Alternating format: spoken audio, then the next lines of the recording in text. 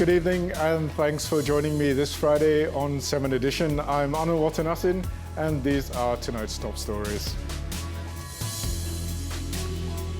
Coroner rules Adib's death was not an accident.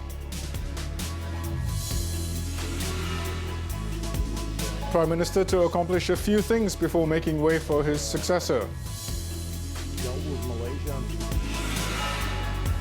And free Selangor water program no longer for everyone.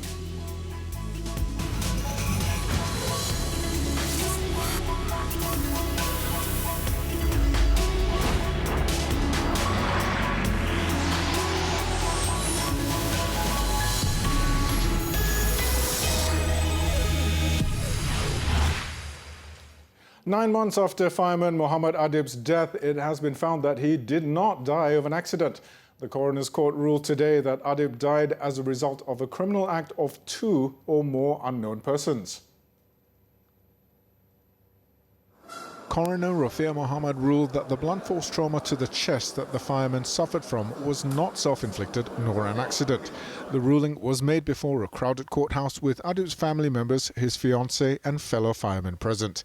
In November last year, Adib became critically injured while on duty responding to an emergency call at the Seafield Sri Maha Mariamman temple where a riot was taking place. The 24-year-old fireman later died in the National Heart Institute on December 17th and was hailed a hero by the public.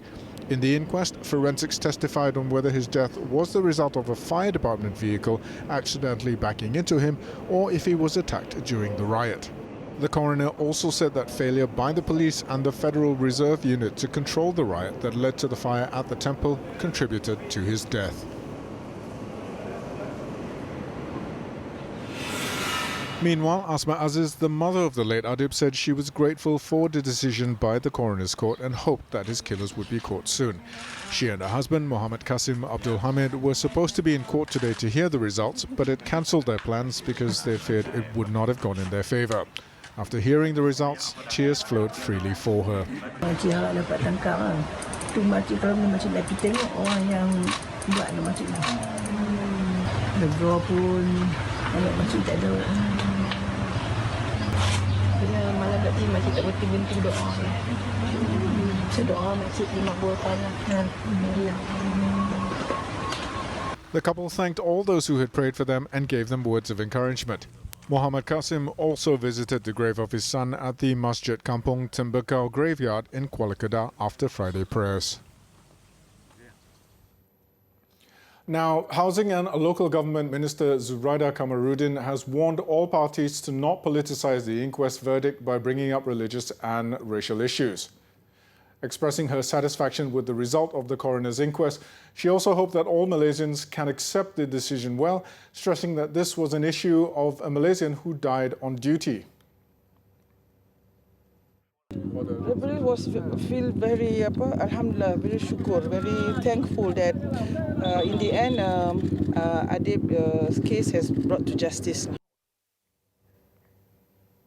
She added that she now leaves it to the police for the next course of action. Her ministry and the Fire and Rescue Department had used a broad range of channels to ensure Adib's death had a proper inquest. The minister is also expected to meet Muhammad Adib's father tonight, who is travelling from Kedah.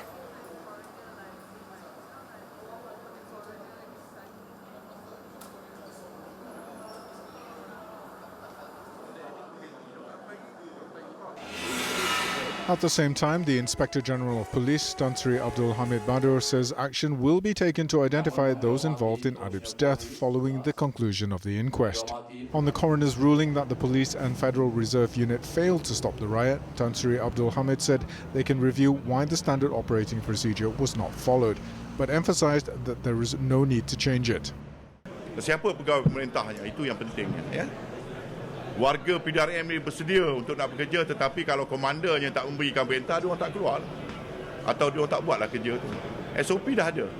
Saya tak nampak apa perlunya SOP tu diubah. Saya yakin SOP tu mantap, memang cukup. The IGP said prior to the inquest, investigators did not have enough evidence for prosecution and will now be re-looking into the matter. He will be meeting with his officers in Bukit Aman to ascertain further action to be taken in the case, including calling those who were previously detained. Doctor, okay. A factory operator was charged at the Petaling Jaya Magistrates Court for murdering his ex-wife. No plea was recorded from Zulkifli Joned when the charge was read out before the magistrate Muhammad Ikhwan Hakim. He was accused of murdering 30-year-old Nur Hidayah Ahmad at an apartment in Prima Damansara on September 10th. 2 days later, the single mother was found dead, wrapped and covered with blankets. If found guilty, the accused will face the mandatory death penalty. November 22nd was fixed for case remention.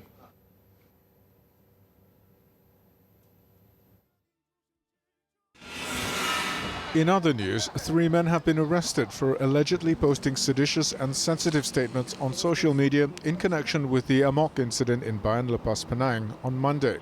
Bukit Aman CID Deputy Director Datuk Muhammad Zuraidi Ibrahim said the suspects aged between 28 and 42 were detained in Penang and Kedah.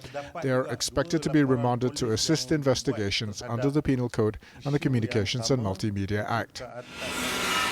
In Malacca, a 45-year-old workshop owner was charged with outraging the modesty of a senior citizen who is also his aunt. The man, still single, pleaded not guilty before Magistrate Muhammad Firdaus Saleh to using criminal force on the victim by putting his arms around her waist to outrage her modesty in the bathroom of a house in Ayer Molek on Saturday. The court granted the accused 3,000 ringgit bail and fixed December 3rd for mention.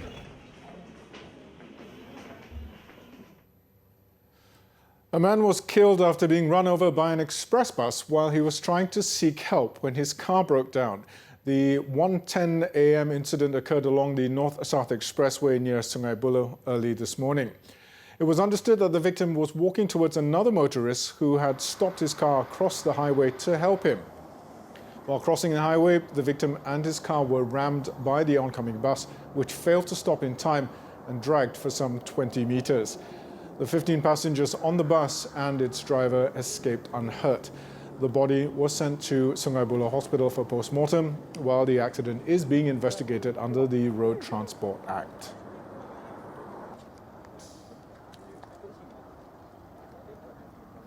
Tun Dr. Mahathir Mohamad said he would stay in office not exceeding 3 years and remained adamant about resigning before the next general election. The Prime Minister said he needed to accomplish a few things before making way for his successor. I promised I would step down before the next election and give way to another candidate. So I may have at the most 3 years perhaps. East Asia Pacific, we didn't join the Indian Ocean at that time. I'm referring to the country. The Premier said this at a dialogue event held at the Council on Foreign Relations in New York on Thursday. The Premier, who is 94 years old, came to power for the second time following Pakatan Harapan coalition's victory in the last general election.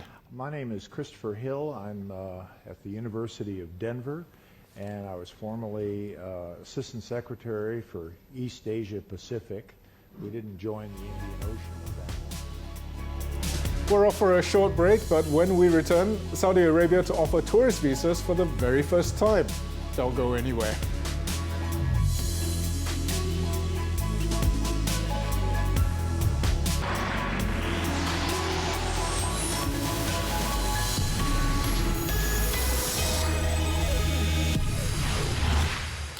The Women, Family and Community Development Ministry is set to roll out an action plan that promotes gender equality in the country. Its minister, who is also Deputy Prime Minister, Datuk Sri Dr. Wan Azizah Wan Ismail, said the gender mainstreaming framework would be adopted by all government bodies. It's very important to have gender mainstreaming because these policies affects men, women, family. So all ministries must take a note of this, and actually we have this together with the KPWKM, our ministry, and UNDP, United Nations Development program, to implement, to evaluate our national action plan for women, for the advancement of women, Dasar Wanita Negara. Datuk Seri Wan Azizah also said the evaluation for the proposed framework had been completed last March and was all set to be launched soon. The action plan would recommend how to integrate gender perspectives and targets into all planning and budgeting. This will be done by emphasizing on sex disaggregated data, which will play a key role in this matter.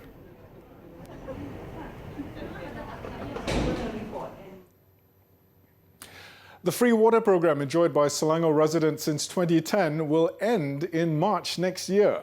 It will be rebranded as the Darul Ehsan Water Scheme, targeting those with household incomes of 4,000 ringgit and below. In a statement, Selangor Menteri Besar Amiruddin Shari said the decision to review the free water program was due to the increase in population every year, which posed a significant impact on the state's financial position. For apartment dwellers with shared meters, the eligibility requirements are the same, but the applications must be approved by the building's joint management body.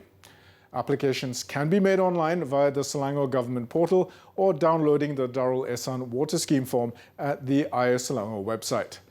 Registration starts on Monday until December 31st, and applicants will know the status of their application before end of February next year.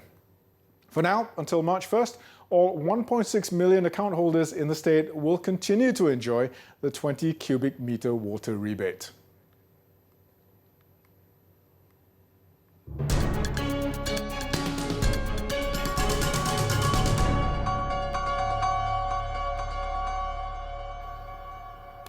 Prime Minister Tun Dr. Mahathir Mohamad has touted Malaysia's business-friendly stance as he went about wooing US investors to the country on Thursday. He said Malaysia is still the same country that once was business-friendly, which encouraged foreign direct investment and grew on the basis of such investment. A lot of foreign investors pull out, and the stock market has come down a lot, and we need to resuscitate that. And for that, of course, we need to ensure people that Malaysia is in a position to recover. We have put in place all the necessary instruments, and we are managing the finances quite well, because we thought that we might go bankrupt, but we are not bankrupt. We still have money, and we are still growing at 4.5% per year. He said this at a meeting with members of the US ASEAN Business Council and US Chamber of Commerce. Besides being business-friendly, he said that investors could expect a country that would be listening to the private sector. Tun Dr. Mahathir also noted that Malaysia was getting a lot of investments from abroad and hopes that more investors would follow suit.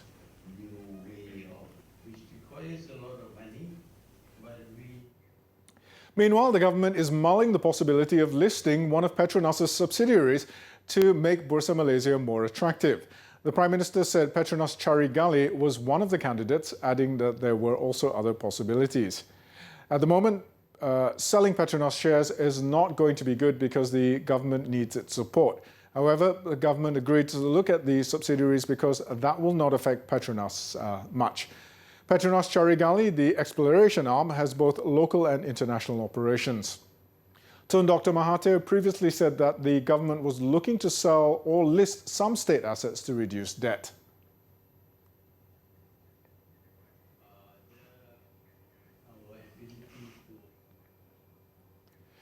Bursa Malaysia ended the week lower as most blue chip stocks were under selling pressure due to global economic anxiety.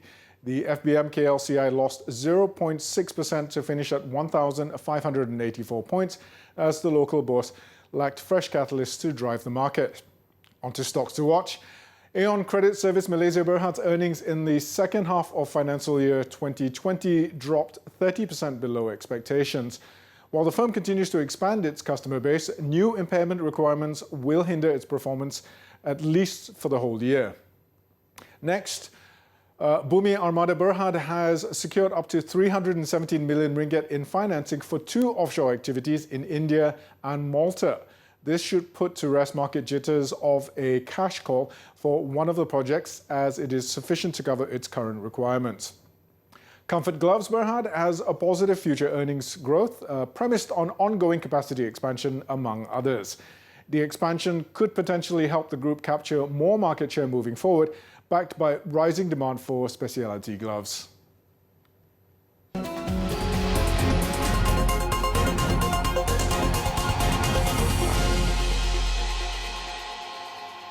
Saudi Arabia will open its doors to international tourists for the very first time. The announcement comes just 2 weeks after devastating attacks on its oil infrastructure, where kickstarting tourism is one of the centerpieces of Crown Prince Mohammed bin Salim's Vision 2030 reform program to prepare the biggest Arab economy for a post-oil era. Now, according to Bloomberg News, tourism chief Ahmed Al-Khatib said Saudi Arabia will open applications for online tourist visas to citizens of 49 countries on Saturday. Ahmed noted the kingdom will also ease its strict dress code for foreign women, allowing them to go without the body-shrouding abaya robe while still being required to wear modest clothing, and are also lifting restrictions for unaccompanied women as in the past. However, access to Mecca and Medina is restricted. Visas have until now largely been restricted to Muslim pilgrims, business people, and expatriate workers. Saudi Arabia aims to attract 100 million annual visits in 2030, up from about 40 million currently, targeting a contribution of 10% in gross domestic product from 3%.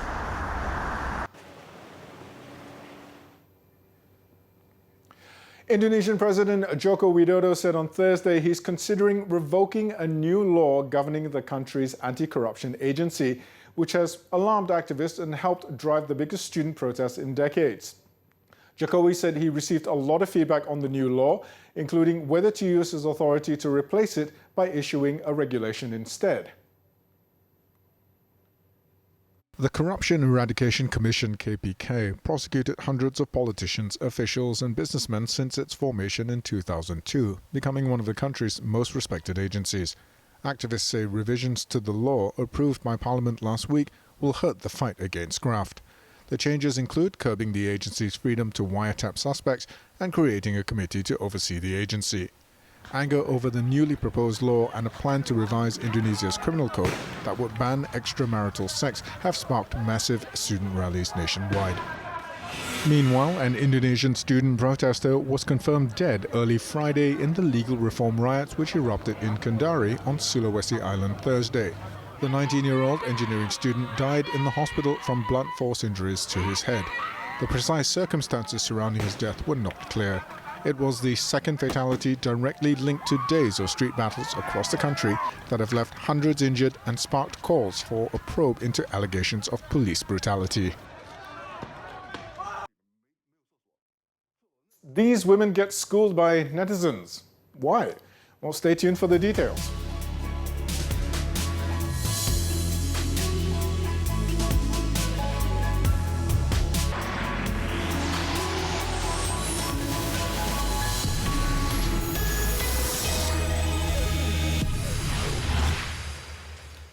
And we're back with Clickbait, where we take a look at what's trending and making the rounds in the cyber world today. Boba, bubble or pearl, a chewy yet sinful delight, is the current drink fad, where many warn that its high consumption could lead to detrimental health concerns. However, in a video that went viral with over 400,000 views since Tuesday, two women who were trying to prove a point on the trendy beverage get schooled by netizens instead.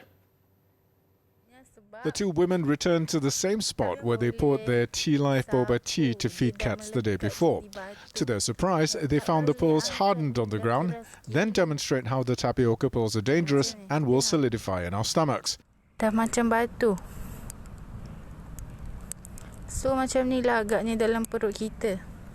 Ni yang aku minum semalam. So, kau rasa bertaubat tak nak minum lagi? A moment of face-palming was observed in Twitter Jaya as netizens explained that any kind of food will eventually dry up and solidify if it were dried under the sun.